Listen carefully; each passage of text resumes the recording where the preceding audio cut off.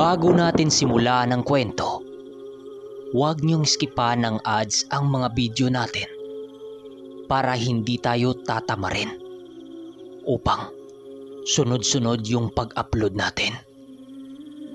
Simulan na natin ang kwento. Rinig na rinig din nila noon ang pagapang ng ulupong sa lupa na para bang naghanap ito ng pagkakataon na pasukin ang tahanang kanilang tinutuluyan. Ilang minuto pa ang makalipas, biglang nakarinig sila nuli ng tunog ng animoy sipol. Hindi kalayuan sa kanilang bakuran. Habang pinapakinggan nila ito, ramdam na ramdam nila ang kakaibang presensyang bumabalot sa hangin. Animoy kasabay ng pagtunog ng pagsipol ay ang pagsisilabasan ng mga kaluluwang ligaw sa paligid. Dahil sa narinig ng dalawang ermitanyo, panay naman ang pagpapakawala nila ng mga usal sa hangin upang kahit papano ay kanilang malalabanan ang ginawa ng nilalang nasa labas ng kanilang tahanan. Maya-maya pa, biglang nakarinig ng paghigik sila Manong Duming ng isang matandang babae.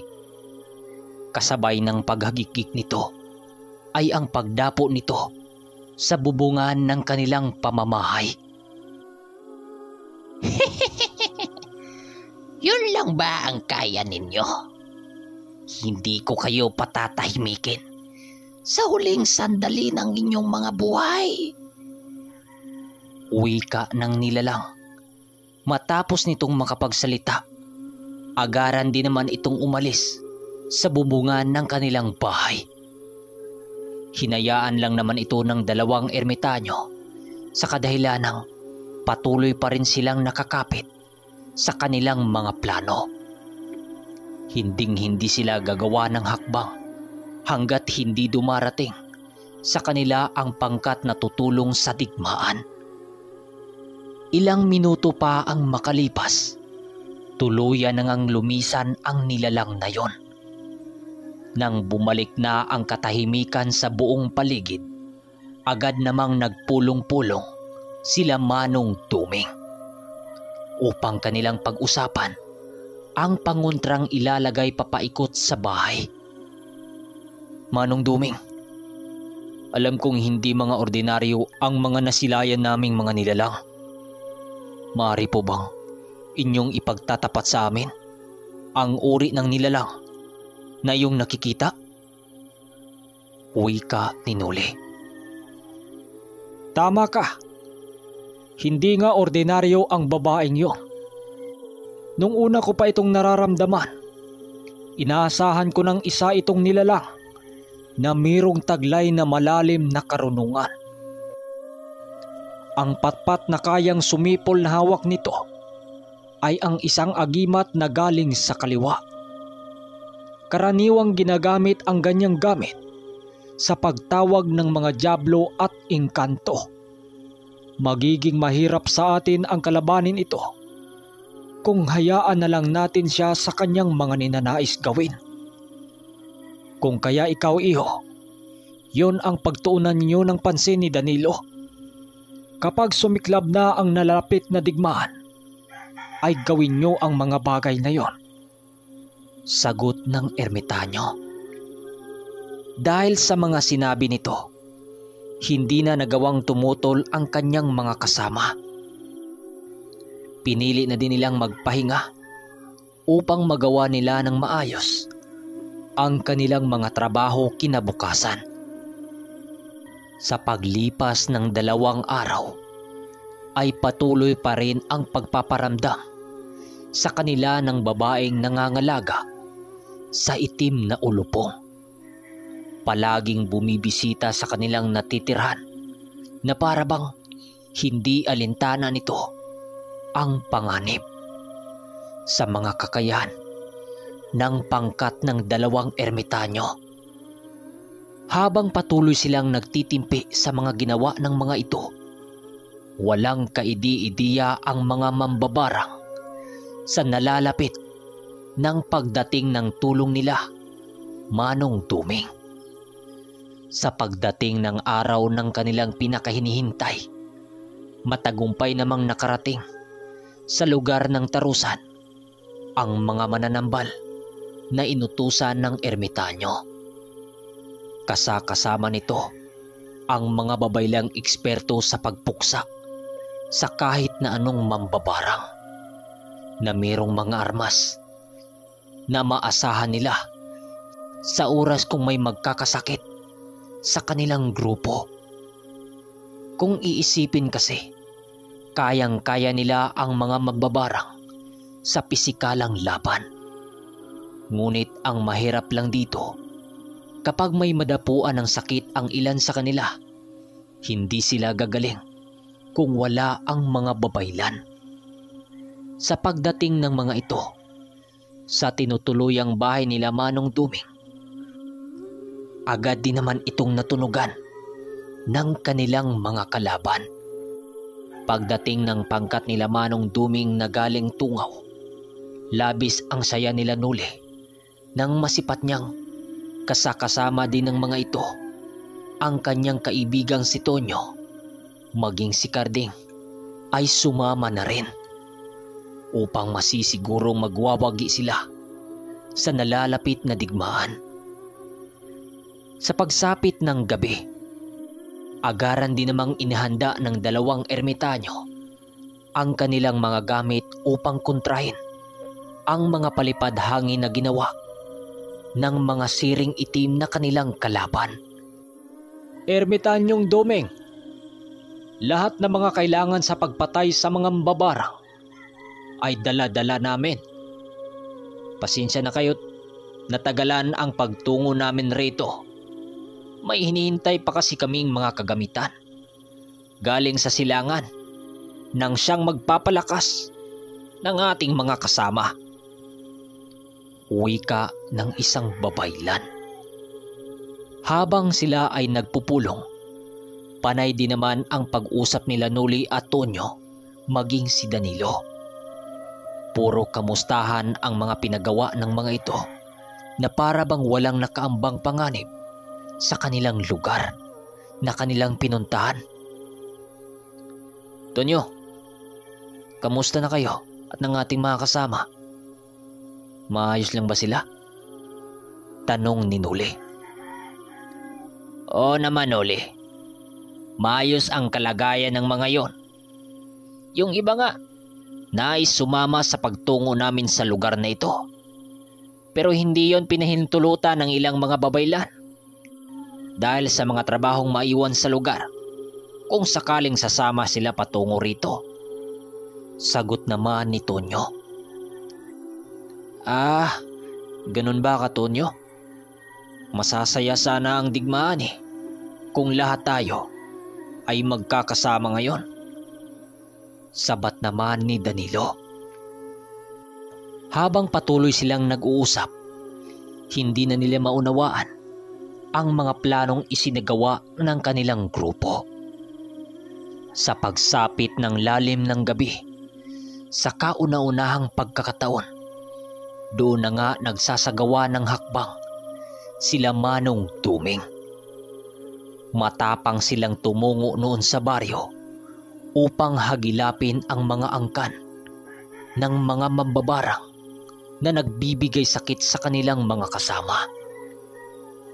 Alisto, baka maraming mga patibong ang nakakalat sa paligid. Wika ng ermitanyo habang sila ay naglalakad. Ilang minuto pa ang lumipas, tuluyan na nga nilang napasok ang baryo. Sa pagpasok nila sa lugar na yon, wala silang nakitang kakaibang nilalang na nagmamasid sa kanilang paglalakad. Nang makalagpas na sila sa baryo, doon na nga nakaramdam ng kakaiba ang pangkat ng ermitanyo. Habang sila ay naglalakad, may ilan sa kanilang mga dalang sulo ang kusang namamatay ang liyab nito na hindi nila nalalaman.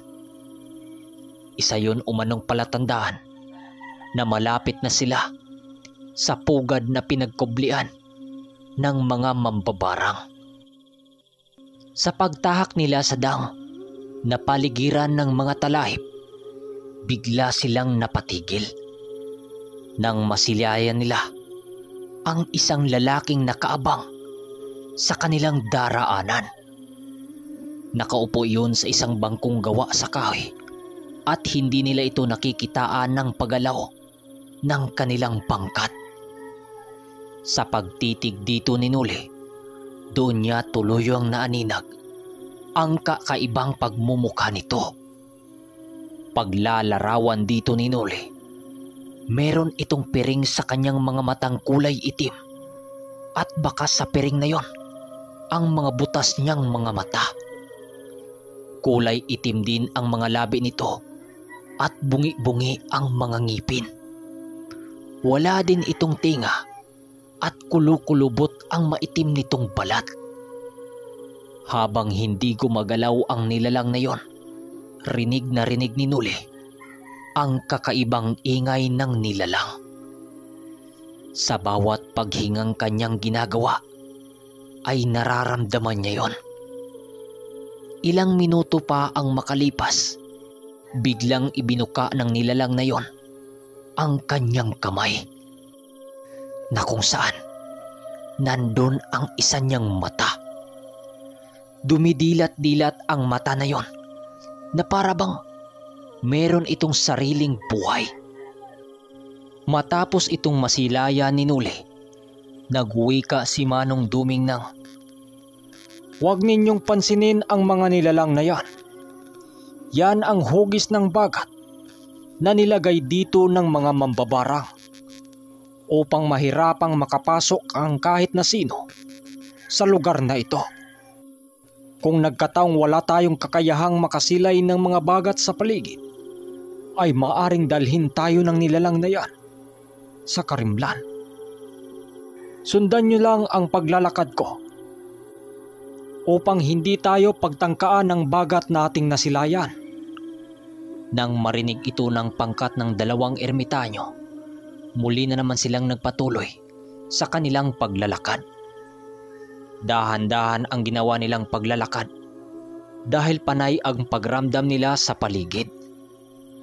Mari kasing makabaon ang bitag doon nang siyang magbibigay sakit sa mga aksidenteng makaapak dito. Habang tuluyan na silang nakalayo sa bagat, doon na nga nasilayan nila Manong Duming ang kubong nakatayo sa bundok. May nakasinding gasira ang mga ito na isang indikasyon na hindi pa natutulog ang mga tao roon. Matapos itong masilayan nila Manong Duming, dahan-dahan na ang ginawa nilang paglalakad papalapit sa pugad ng mga mambabarang. Alam nilang maraming nakapaikot na patibong sa lugar na yon, kung kaya't matinding pag-iingat nila sa paligid. Sila Tonyo at Karding noon ay nakabuntot lang kay Nuli dahil sa alam nilang matalas ang paningin nito dahil sa gabay na mga diwata niya. Sa paglipas lamang ng ilang mga minuto, agaran din namang natunugan ng mga mambabarang ang kanilang pagdating. Isa-isa itong nagsilabasan sa mga kubo nang medyo makalapit na sa lugar ang pangkat ng dalawang ermitanyo. "Huwag na kayong magtago dyan. Inaasahan namin ang inyong pagdating. Sa wakas, napagpasyahan nyo ring ialay ang mga walang kwenta nyong buhay. Nang dahil sa ambisyon ng mga sabungerong tumapat sa mahinang uri namin, dadanak ang dugo rito dahil lamang sa pagpaslang nyo sa uri namin." Bakit? Hindi ba nagkagulo ang mga kapwa namin sa bungero sa baryo? Dahil sa pag-udyok ng uri nyo. Kung walang taong naagrabyado, hindi rin sana namin hantingin ang kagaya nyo. Sagot naman ng isang antingirong sabungero ng hanay ng mga mananambal. Manong Duming, Ano ho ang gagawin natin? Tanong ni Nuli nang marinig niya ang sinabi ng mambabarang. Kasabay ng pagwika ni Nuli ay ang pagsitayuan naman nila Manong Duming. Pinili nilang lumitaw sa kanilang kinaroroonan upang harapin ang mga mambabarang. Matapos silang masilayan ng lalaking yon, agara namang nagsisilabasan ang ilan nilang mga kasama. Doon napansin ni Nuli na meron palang karamihan ang bilang nito, na halos doble ang bilang nito kumpara sa kanilang pangkat. Sa paglipas ng ilang minuto, doon na din lumabas ang isang matandang babae habang nakabuntot sa kanya ang kanyang alagang itim na ulupong. Okay, grabe no? Yung tapang ng mga mambabarang ano? Pinuntahan sila mismo sa kanilang mga tahanan. Siguro, kaya ganun katapang ang mga yon. Dahil sa hindi nga basta-basta ang mga siring mambabarang dati. Tsaka yung babaeng may alagang sobrang laking ulupong na ahas. Grabe. Kinilabutan ako nung marinig ko ang mga yon. Kasi ayon sa mga matatanda, yung ganyang mga ulupong o serepente, meron pa din mapagsahangga ngayon. Yun nga lang, mga engkanto ang may hawak sa mga yan. So yun lang, abangan nyo ang susunod na part hanggang sa pagbabalik ng Ermitanyo.